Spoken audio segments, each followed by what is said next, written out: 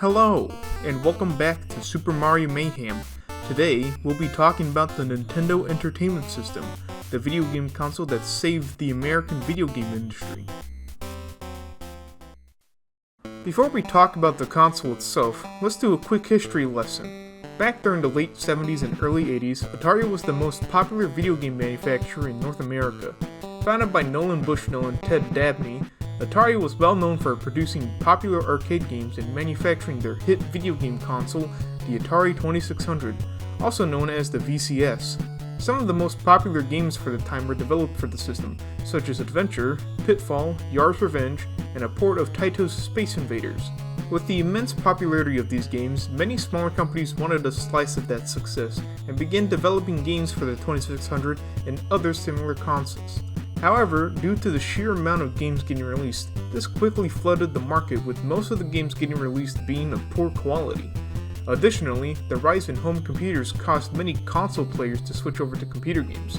To make things even worse, around the time that the market started getting flooded, Atari would release two games for the 2600 that would live in infamy. Those games were the Atari 2600 port of Namco's Pac-Man and E.T. the Extraterrestrial.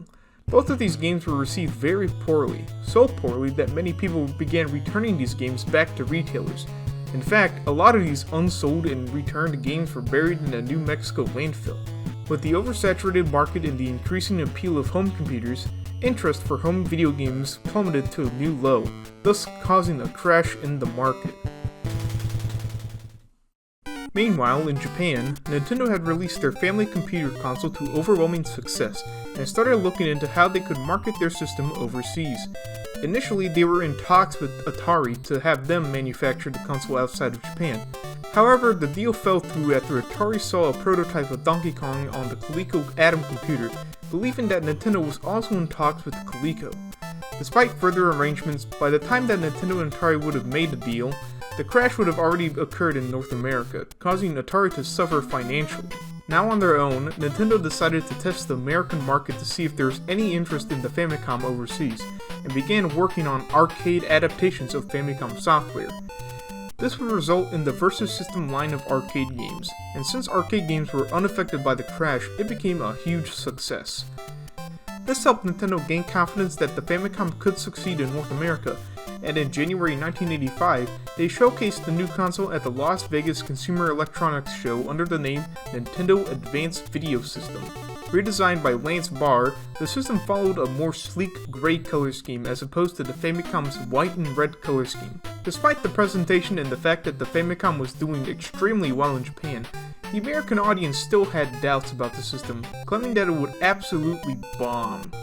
Deterred by the public's comments at CES, Nintendo went back to redesign the console and redefine what it was. They tried to make the system look less like a video game console and more like something that does more than play video games. They gave it a more boxy design and made the cartridges larger to better disguise them as something else. It was no longer a video system, it was now an entertainment system. To better help sell this idea, they decided to bundle the console with a light gun called the Zapper and a robot called the Robotic Operating Buddy, or ROB. Even with these changes, retailers were still skeptical about the system and refused to sell it. This was the time where Nintendo had to take things in their own hands. They began marketing the system themselves, starting with a test market in New York City. After rebranding the system as a toy, only then did they begin getting offers from retailers. Nintendo agreed to cover everything from the marketing to the setups and stores. Funnily enough, as Nintendo were signing agreements with these retailers, one remarked with the quote, "It's your funeral," possibly anticipating the system's failure. After the deals went through, Nintendo worked day and night to get units ready for launch, getting constant remarks from bypassers hoping the system would fail. And on October 18, 1985, the Nintendo Entertainment System officially launched in North America, exclusively in New York retailers. The deluxe set of the NES came bundled with the console, two controllers, the Zapper, ROB, and both Gyromite and Duck Hunt as pack-in titles. The NES also launched with 15 other games, most of which were already released in Japan. Initially, sales were not impressive, but Nintendo were banking on increased sales as the holiday season approached. By late 1985, they had sold nearly 100,000 units, and with this success, it began rolling out the system throughout the rest of the United States the following year. This success can be traced back to the inclusion of Rob in the deluxe set, with research claiming that children wanted the system because of the robot, and stuck around due to the excellent quality of the other games, especially one starring a plumber we all know and love. As 1986 continued, the NES became extremely popular and in turn revived the video game market in North America. Some claim the success of the NES in America was from how Nintendo handled third-party software for the system. When the crash happened and Atari collapsed, the president of Nintendo at the time, Hiroshi Yamauchi, said that the reason for why Atari failed was because they gave too much freedom to third-party developers and the market got swamped with rubbish games. To prevent something like this happening again, Nintendo implemented the Seal of Quality, a gold seal that would be placed on the box of games to indicate that the game was reviewed by Nintendo and meet their standards of a quality game. Obviously, the sale would only mean that the game was officially licensed by Nintendo and doesn't actually guarantee a good game, but as more of a subjective opinion. With the NES becoming a worldwide hit outside of Japan, a lot of Famicom software were localized overseas, including some of the series I've mentioned in the Famicom video. Even games that were Famicom Disk System exclusives in Japan were released for the NES, albeit with the removal of certain features.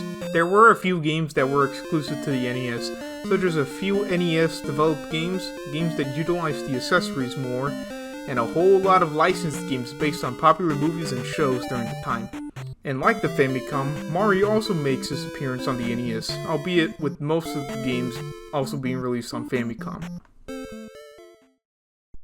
The NES would later release in 1987 in PAL regions, and would continue to be on the market until 1995, where the console would be officially discontinued. The last games released for the NES are Wario's Woods, released on December 10th, 1994 in North America, and The Lion King, released on May 25th, 1995 in PAL regions.